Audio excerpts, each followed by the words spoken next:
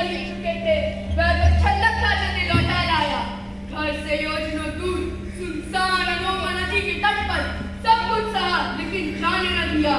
महाराज सुखोदर तो खुशी से पागल हो जाते, कंधों पर उठा लेते, कमरे बस्ती के लोग जय जयकार करते, चंद्र की जय हो, चंद्र की जय हो, चंद्र की जय हो।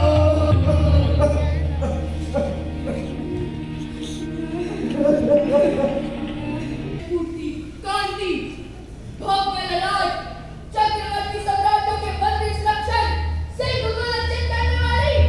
सिंह ने कालिया तो अरे बेटा उनके 32 लक्षण लेकेगा, वह तो मुझे भी खा जाएगा। कैसी चाल हो गई थी बुद्धि, पीछे पीछे चला जाता, रास्ते पर तो उनका अधिकार नहीं है, चिल्लाता, लेकिन यहाँ सुनता कौन? 10 लोगों के बीच में और तो कौन सुनता है? कपिलवस्तु के राजमहलों में क्या किसी ने सुनी थी कुमार की पुकार? मार की आंखों में प्रश्न थे, होठों पर प्रश्न थे, सीने में प्रश्न थे, क्या किसी ने सुने? जाना कहाँ चले जाते? मैं खाली और लौट जाता, कहता बहुत मनाया, नहीं मानने में क्या करता? लेकिन ये वस्त्र, ये केश, ये आभूषण, ये नजर के दिखाऊं के पिता को। छंदक को तो पता था, अब सिद्धार्थ रुकेंगे नहीं। राजप्रासाद उनका घर नहीं कारागार था। कितना भरोसा था मैं छंदक पर कि वह उन्हें नहीं रुकेगा। उस भरोसे को कैसे तोड़ देता? सुबह होते ही दास दासियां उन्हें खोजेगी, घुड़सवार दौड़ेंगे, हाहाकार मच जाएगा, मैं साथ उठ के ये तो सब मान के चलेंगे। छंदक तो छाया रंग की देवी यशोधरा कहेंगी। शशि कहकर ढाढ़स बनाएंगी महारानी की छंदक तो साथ है। लेकिन महारानी सुब्रतन, उनको कौन दिलासा देगा? मैं हूँ कौन? सेवक? मैं वज्रमूर्ख, क्या समझाऊंगा? समझा सकता तो कुमार को नहीं समझाता। वहां भी निरुत्तर था, यहाँ भी निरुत्तर हूँ। लेकिन मैं क्यों दूंगा उत्तर? उत्तर दे माता महाप्रजापति गौतमी। उन्होंने पहचाया पुत्र को दासियों की गोद में पाला और कुमार को अपनी छाती का दूध पिलाया। उत्तर दे देवी यशोधरा। उनका रूप, उनका प्रेम, उनका समर्पित पति तो उत्तर दे। उत्तर दे शक्तियों के राजा शुद्धोधन। उनकी प्रहरी, उनकी सेना, उनका साम्राज्य, उनके गुप्तचर उत्तर दे। मेरा अधिकार है। मैं प्रजा हूँ। मैं पूछता हूँ, कहाँ चले गए कुमार? क्यों चले गए कुमार? 16 कलाओं में निपुण, सोलह कौशल में दक्ष, सारी प्रजा के प्रिय महाप्रतापी कुमार कहाँ चले गए? छंदक को, अपने मूर्ख छंदक को छोड़कर कहाँ चले गए कुमार? क्यों चले गए कुमार?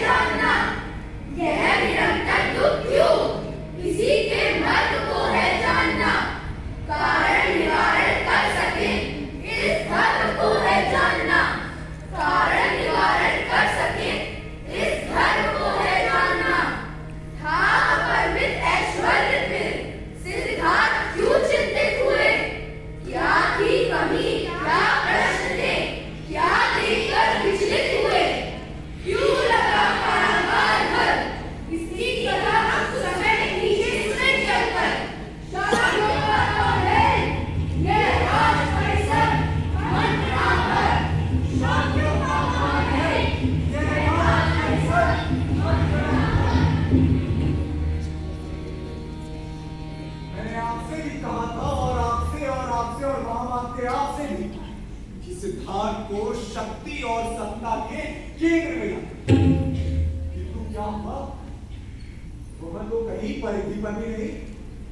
3 राजप्रासाद सिर्फ सिद्धार्थ के लिए बनवाए, हर ऋतु के अनुकूल, हर रुचि के उपयुक्त, सबसे काम्य दासियां युक्त की, सबसे सुंदर आभूषण और उपभोग की सामग्रियां एकत्रित की, ताकि वे उनकी आसक्तियों को जागृत करें। लेकिन क्या? चयनित आचार्यों को लगाया, सिर्फ कलाकारों से घेर दिया, ताकि वे उनकी प्रकृति और प्रवृत्तियां भटकने न पाए। इन सबकी परिणति कहां कभी रह गई? हमारी किस त्रुटि का परिणाम? उत्तर तो देना। उत्तर तो देना होगा आचार्य मित्र। आपकी व्यवस्था तो सुदृढ़ और प्रशस्ति नहीं, मैं यहाँ त्रुटि सुनने आया। लक्ष्य संधान में भी प्रवीण हो चुके हैं। अश्वरोहण में अतुल्य। आपने आखिरी पर क्यों नहीं ले जाते? आपके तो नाम से ही क्रोधित हो जाते हैं, किसी और को भी नहीं करने देते। कहते हैं निरीह पशुओं की हत्या। महाराज इस सब में रुचि नहीं है कुमार। क्यों सो गई उनकी रुचियां? उन्हें जगाते क्यों नहीं? उत्तरदायित्व तो आपका है और आपका भी। परंतु उनके प्रश्नों के उत्तर नहीं है हमारे पास। क्यों नहीं है? आप जैसा दर्शन का आचार्य। महाराज वे पूछते हैं ऋतुएं कहाँ चली जाती हैं, आती कहाँ से हैं, उनका घर कहाँ है। वे पूछते हैं कि संध्या समय सूर्य अस्त होता है या पृथ्वी। क्या? जी हाँ महाराज, वे बोलते हैं कि सूर्य तो स्वर्णिम हो जाता है, आभा बढ़ जाती है, अंधेरे में तो अस्त होती है पृथ्वी। महाराज वे पूछते हैं कि पूजा में चंदन की लकड़ी और कूड़ा उखाड़ने वाले झाड़ू के अपने में क्या अंतर है। मुरझाए हुए फूल उनके विचार। ऐसा सोचना उन्हें क्यों सिखाया आपने? नहीं नहीं महाराज, मैंने नहीं सिखाया, बिल्कुल भी नहीं सिखाया। झड़ी पत्तियां और मुरझाए फूल। शिक्षा के विषय में महारानी, इसे शिक्षा की नहीं, चिकित्सा की जरूरत है। लोग यहाँ खिले हुए फूलों के पास जाते हैं और ये मुरझाए हुए फूल, इसे मनोचिकित्सक को दिखाना होगा। महामात्य,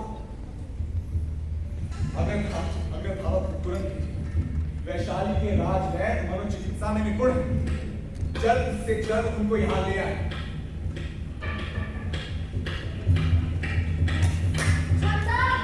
अरे क्या अनर्थ कर रहे हैं।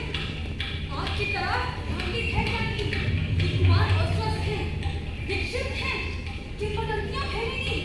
महाराज रोकिए। महामात्य रोको। महामात्य, रोको। अग्रदामन को रोको। अग्निदामन को प्रस्थान कर गया तो तुरंत कामिकासुर को दौड़ाओ। चंदन, तुम स्वयं जाओ। सिद्धार्थ सारी कलाओं में निपुण, शास्त्रों में निष्णात है और बुद्धि सफल है। विडंबना तो महारानी की सिद्धार्थ सवर है। ऐसा नहीं होता तो हम नंद का अभिषेक कर देते। यहाँ शत्रु युद्ध पर आमादा है और हम सिद्धार्थ से ही मुक्त नहीं हो पाते। सत्ता के शिखर से सिर्फ ऊंचे और ऊंचे शिखर तक जाना ही संभव होता है, नीचे आने का कोई रास्ता नहीं होता। नीचे सिर्फ और सिर्फ मृत्यु। एक भय मेरी चेतना पे दिली मार कर दिया है, जो भय लेकर हकारता है, न जाने क्या होगा कभी वस्तु का प्रश्न। महाराज युधिष्ठिर की भविष्यवाणी से अकारण यात्रांत न हो। अरे आधे से अधिक अनुमान तो मेरे भी सच होते हैं, तो क्या उन पर भी विश्वास करना छोड़ देंगे?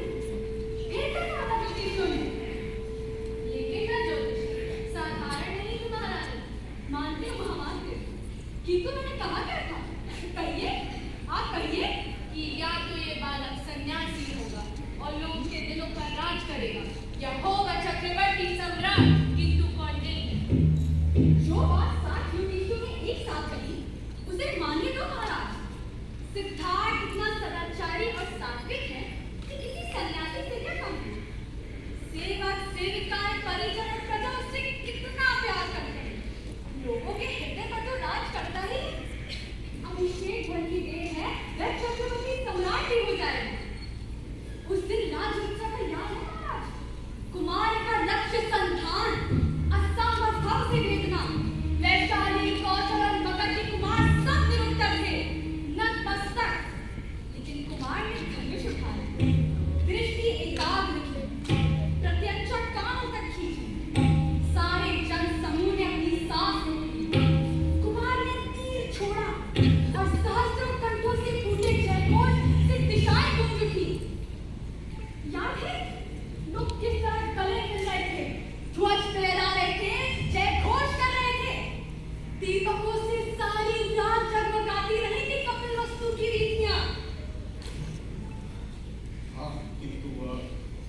की बात थी। आज आज तो वो सबसे उदासीन होते जा। इसी का तो उपाय हमें करना है, चौकसी बढ़ानी है, सुधार की गतिविधियों का अवलोकन करना है और सुख के साथ भी बढ़ानी है। एक छोटा सा प्रयत्न मैंने किया। कुमार को पक्षियों से प्रेम है। एक अनोखा और दुर्लभ पक्षी मैंने सुदूरपुर से प्राप्त किया है। आपकी अनुमति से मैं इसे कुमार को दूंगे। हाँ हाँ हाँ, अमृत।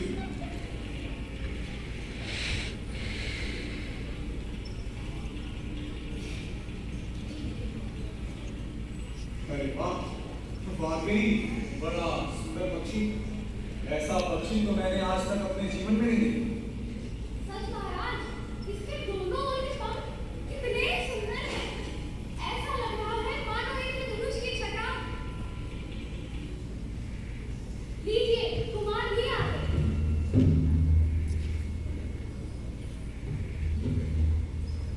देखो, महामानव तुम्हारी डाला है क्या? पक्षी आपको बहुत प्रिय हैं। हाँ, पक्षी मुझे बहुत प्रिय है, लेकिन पिंजरे में लेकिन कुमार, जो पक्षियों से प्रेम करते हैं वे उनके लिए पिंजरे नहीं बनाते। ये तो क्रूरता है। यह मेरे लिए है और मैं इससे बहुत प्रेम करता हूँ, इसीलिए मुक्त करता हूँ।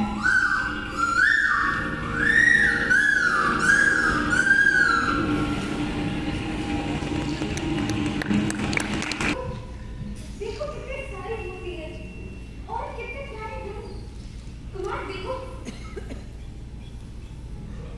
देखो, देखो मोर और ये लता निर्लज कैसे लुटती है वृक्ष से। कुमार देखो, देखो ना। कुमार, कुमार, कुमार, कुमार। क्या हुआ यशोदा? आपका अनुराग तुम पर घट गया यही ना? ऐसा क्यों लगता है? देखो, देखो नीलकंठ बैठ रास्ता पे बैठा। अरे बैठा कहाँ? खड़ा है। देखो, मैं एक दो पग चला फिर खड़ा हो गया। अरे बैठा कहाँ? कुमार, देखो, देखो उसका बच्चा और उसके बच्चे। हाँ यशोदा, देखो, पक्षी अपने बच्चों को उड़ना सिखाते हैं ताकि एक दिन वे उड़ जाएं और अपने लिए मनचाहा आकाश को फिर उसी वृक्ष पर लौटे या ना मिले। देखो, देखो तितली। नहीं कुमार, फूल कितना रुको यशोदा। मैं अरे देखो देखो फूल, इतने सारे फूल, इतने सुंदर। अरे इतने सारे फूल तो मैं कभी समेट भी नहीं पाऊंगा।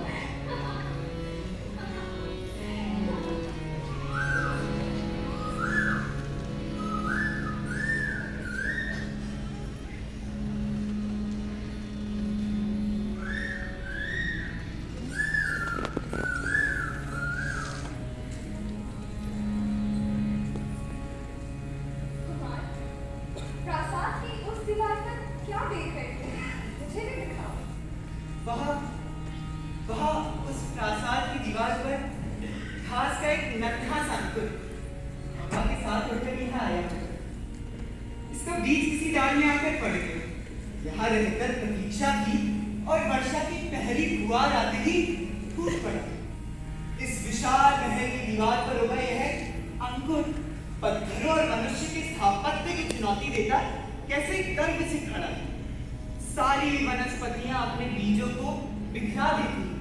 हवा के साथ उड़कर वे जहां जाए और अपनी जमीन की तलाश करे। कुमार, तुम्हारी ऐसी बातें सुनकर मैं डर जाती हूँ। एक अज्ञात सा है घेर लेता है। लेकिन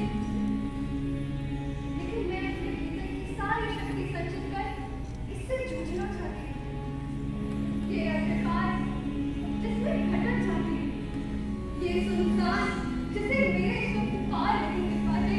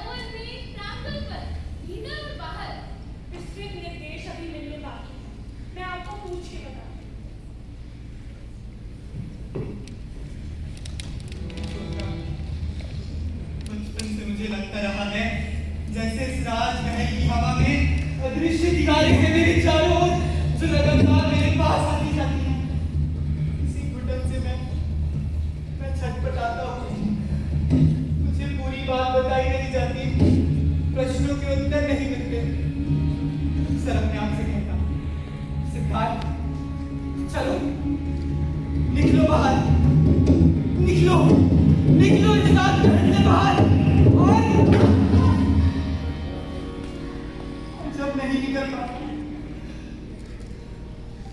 तो किधर ही निकल जाता, फिर बड़ी ही देर तक बाहर नहीं आ पाता। सुरक्षा या प्रतिबंध, ऐसा क्यों कहते हो किंतु सत्ता के भीतर से विमुक्त नहीं हुआ जा सकता। उसका लगातार रहकर सामना करना होता है। सामना तो बाहर निकल कर होता है, भीतर रहकर जरूर निकलो बाहर अपनी राज्य की सीमाओं तक और उनका विस्तार करो। तुम्हें बाहर जा सकता हूँ? क्यों नहीं, लेकिन तुम्हारे साधारण जन नहीं, राजकुमार, भावी सम्राट, लोग तुम्हें देखने को मिलेंगे। इसकी व्यवस्था तो करनी होगी। सिद्धार्थ, तुम्हारी जन समूह से सुरक्षा की व्यवस्था करनी होगी। ठीक है कुमार, मैं तुम्हारे जाने की शीघ्र व्यवस्था करूंगा। आइए कुमार, वहां तुम्हारी मां तुम्हारा इंतजार कर। माँ, हाँ हाँ,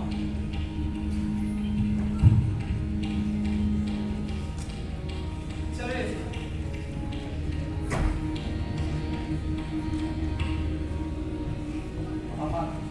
सिद्धार्थ के जाने की व्यवस्था सावधानी से करिएगा।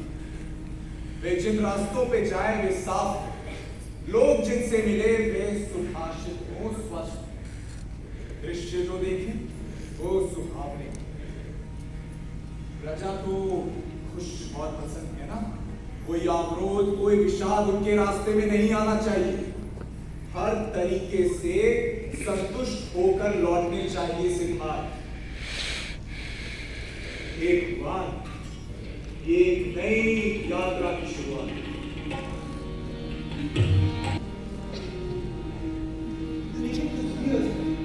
इतने सारे लोगों और छोटे छोटे बच्चों को हंसते हुए देखना अपूर्व अनुभव है।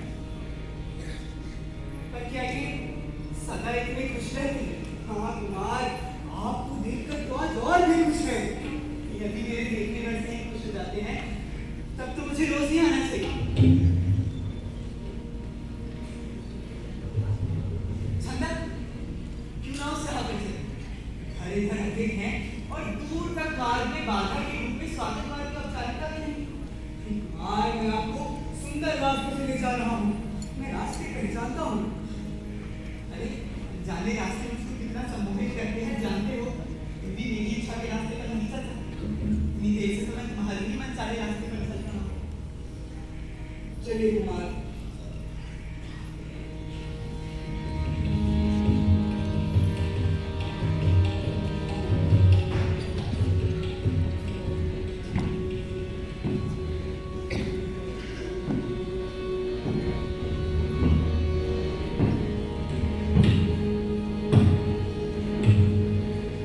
देखो चंदन, ये कौन? ये कैसा प्राणी है? क्या ये भी मनुष्य है? हाँ, ये मनुष्य। यह कैसा मनुष्य? देखो तो, इसकी कमर, इसके बाल, इसके चेहरे की। ये वृद्ध हो गया है कुमार। वृद्धावस्था में ऐसा होता है। वृद्धावस्था? हाँ कुमार, शिशु बड़े होकर युवा होते हैं और युवा धीरे धीरे वृद्ध।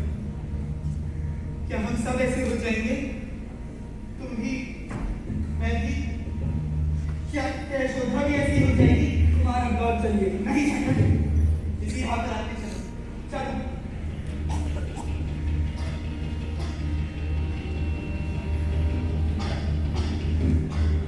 देखो चंदन, कौन है ये? इतनी भयानक कष्ट में है ये। तुम्हारा लौट चलिए। नहीं चंदन, इसे छोड़कर हम कैसे जा सकते हैं? नहीं दूर तो तुम भी कभी नहीं थे। क्या हुआ ऐसे? कहाँ लेके जा रहे हो? वैद्य के पास कई दिनों से यही हाल है। क्या वैद्य से ठीक कर देंगे? मुझे कुछ नहीं पता, सब ईश्वर के ऊपर है। क्यों चंदन?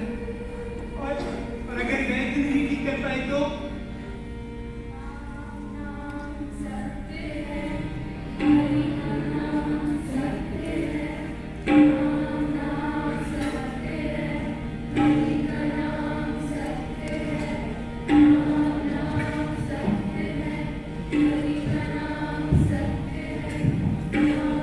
दी।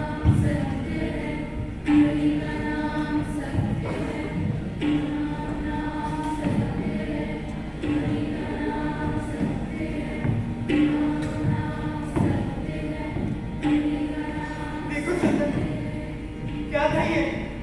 क्या गा रहे थे ये लोग? ये लोग राम का नाम ले रहे थे। क्या ये कोई भजन था?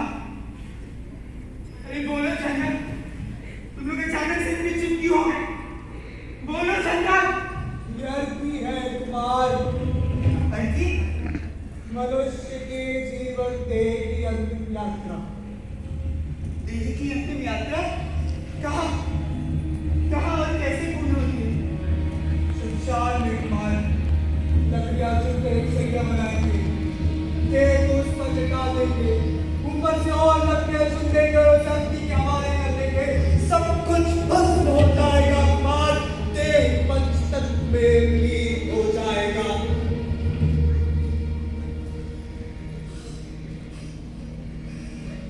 इतना जीवन बीत गया चंदन, और मैंने मृत्यु नहीं देखी, रोग नहीं देखा, मृत्यु से अपरिचित रहा। कितने लोग परिवार में नहीं रहे, कितने महल में, और कोई शोक नहीं मनाया गया। लोग हंसते रहे और उस हंसी के पीछे छुपी रही मृत्यु। कितनी भयानक, कितनी खोखली और कितनी लाचार थी वह हंसी चंदन। पूरे जीवन मेरी आंखों पर पर्दा पड़ा रहा कि मैं प्रतिदिन मर रहा हूं, प्रति क्षण मर रहा हूं, सब मर रहे हैं, हर चीज मर रही है, और लोग हाथों पर हाथ धरे बैठे हैं। यह प्रेम, यह घृणा, यह राजमहल, यह सिंहासन, यह युद्ध, यह सैनिक, सब सिर्फ मृत्यु के लिए। यह सारा आयोजन, यह सारी आकांक्षाएं, सारे संबंध सिर्फ मृत्यु के लिए। नहीं चलता, ऐसा नहीं हो सकता। जरूर इसके पीछे कोई रहस्य है, इसे जानना होगा। नहीं जानना,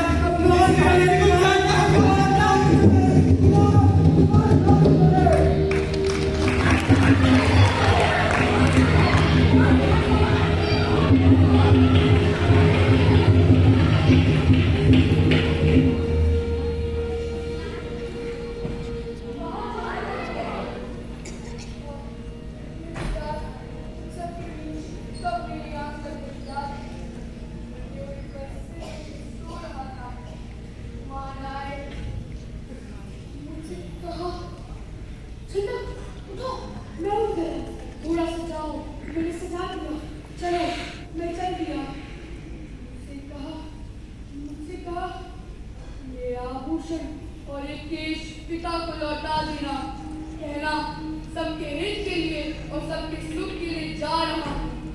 लेकिन लौट कर आऊंगा जैसे नदी लौट आती है बारिश में, पेड़ों पर लौट आते हैं नए पत्ते बसंत में, जैसे नदी लौट आती है बारिश में, पेड़ों पर लौट आते हैं नए पत्ते बसंत में।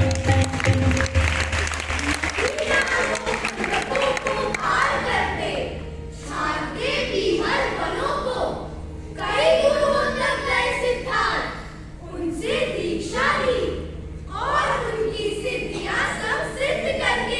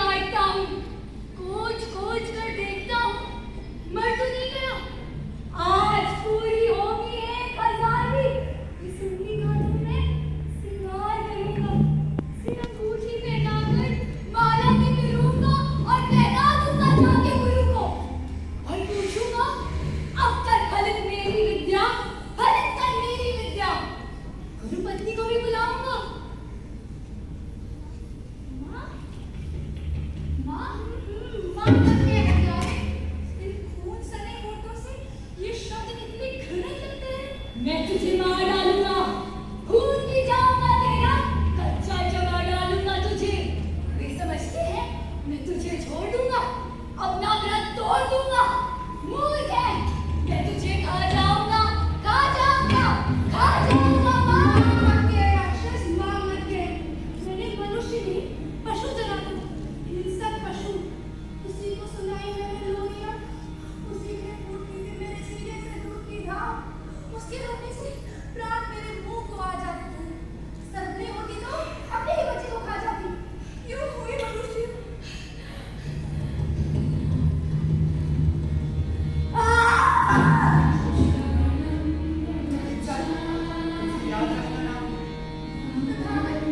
नहीं, नहीं, मेरा नाम अंगुलीमाल है, याकूब अंगुलीमाल। ठीक है, तेरी ही सही, लेकिन आज मैं अपनी 1000वीं उंगली नहीं छोड़ूंगा।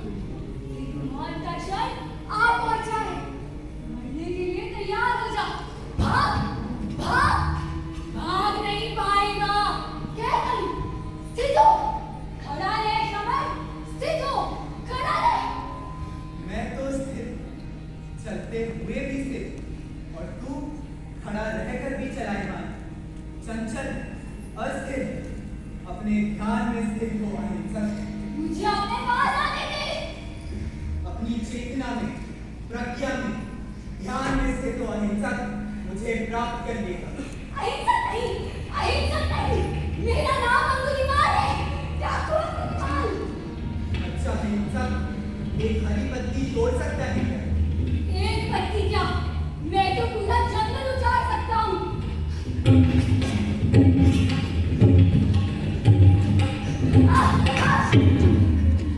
अब इन्हें वापस जोड़ सकता है क्या? मेरे बच्चे को बचा लो तथागत। अहिंसक, किसी की शरण में मत जाओ, स्वयं अपनी शरण में जाओ। बुद्ध की कोई कही हुई बात इसलिए मत मानो कि मैंने कही, इसलिए भी नहीं कि किसी किताब में लिखी। स्वयं सोचो, अहिंसक, स्वयं अपनी शरण में। मेरे बच्चे को बचा लो, अहिंसक को बचा लो तथागत। सबसे सुंदर, सबसे कोमल, सबसे खुशहाल बुद्धि था मेरा अहिंसक। कक्षा में प्रथम आकर था। हाँ माँ, गुरु इससे प्यार करते थे। हाँ माँ, गुरु पत्नी भी, लेकिन मेरे साथी मुझसे जलते थे, मुझ पे झूठे आरोप करते थे। एक दिन उन सब ने मिलकर गुरु पत्नी और मेरे शारीरिक संबंधों का झूठा आरोप करा। गुरु ने मुझसे 1000 हत्याओं की दक्षिणा मांगी। मैंने दीनता से कहा, मुझसे नहीं होगा। तो कहा, गुरु दक्षिणा बिना विद्या फलित नहीं होगी। मैंने बहुत विनती की, वे नहीं माने। मैं क्या करता माँ? मुझसे तो एक चीटी भी नहीं पड़ती थी। मैं रोता था, मैं तुझे याद करता था कि मेरी विद्या फलित नहीं होगी। फिर मैंने खुद को हत्या के लिए तैयार किया। कहा, मैं हत्यारा हूँ, मैं हत्यारा हूँ, मैं हत्या करूंगा। मैंने पेड़ पौधों को काटा, फूलों को काटा माँ। मैंने पहली हत्या की, उसे पेड़ों से बांध दिया। उसने कहा, ईश्वर, मैंने नहीं सुना।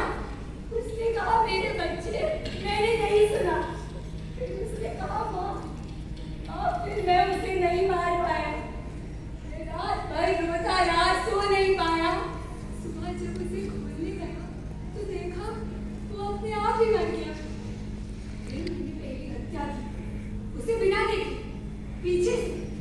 पता नहीं कौन था, कैसा था, मैं पागल हो गया था माँ, मैं पागल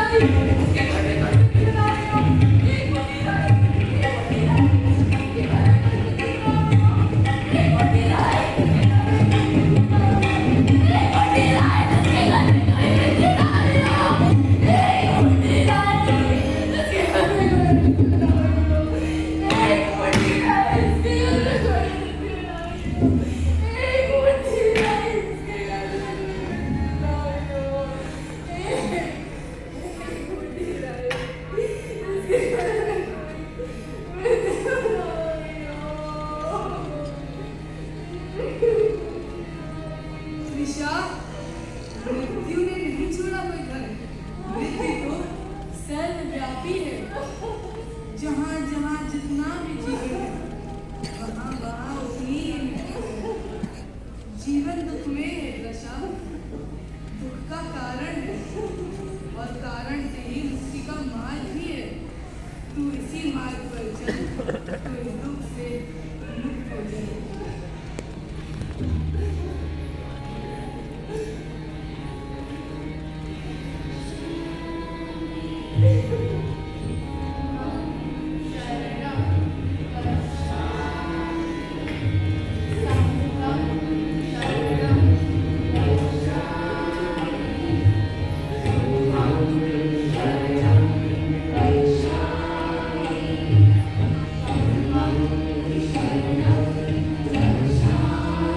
ये कथा यात्रा है अंधकार से प्रकाश। ये कथा यात्रा है बुद्धि विद्या विवेक के अनुपालन की। ये कथा यात्रा है बहुजन हिताय और ये कथा यात्रा है सिद्धार्थ की, जिनके जीवन के मंथन ने उन्हें बुद्ध बना दिया। ये कथा यात्रा है हम सबकी, हर एक उस व्यक्ति की जिसके अंदर ये बुद्ध व्याप्त है। आवश्यकता है उसे स्वीकार करने। जो जीवन का अभिन्न अंग है, इसे स्वीकार करो, तभी उसके कारण को जानोगे और निवारण को समझोगे। बुद्ध के इस संदेश को आज आपके सामने बड़ी सहजता से प्रस्तुत किया इस स्टडी हॉल के छात्र छात्रा। आइए अब उनका परिचय ले लेते हैं उन्हीं के मुख से।